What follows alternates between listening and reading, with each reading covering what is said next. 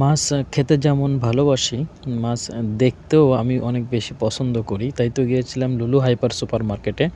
তবে সেখানে মজার ব্যাপার ছিল তেলাপিয়া মাছ একেবারে তাজা।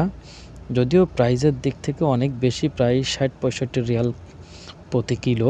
তাতে বাংলাদেশী টাকায় প্রায় ১৮০০-২০০০ টাকা তেলাপিয়া মাছের কেজি। তো অনেক ভালোই লেগেছিল।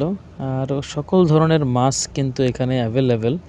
যেমন আমাদের বাংলাদেশের রুই মাছ, কাতলা মাছ, তারপরে ভেটকি মাছ, রূপচাঁদা, ফাইসা মাছ, সকল ধরনের মাছের কালেকশন এখানে আছে। বাগদা চিংড়ি, গলদা চিংড়ি এবং সাগরের অনেক বড় বড় মাছ কিন্তু এখানে রয়েছে এবং দেখে অনেক মজা লাগছিল। এবং আমি দেখতেছিলাম শুধু যে আসলে কত জাতের বা কত প্রজাতের মাছ এখানে সাজিয়ে রাখা হয়েছে। এত বড় সাইজের মাছ যে লম্বালম্বি করে রাখলে ধরবে না, যার কারণে কিন্তু কেটে রেখেছে। আর এখানে পিস পিস করে মাছ বিক্রি হয়।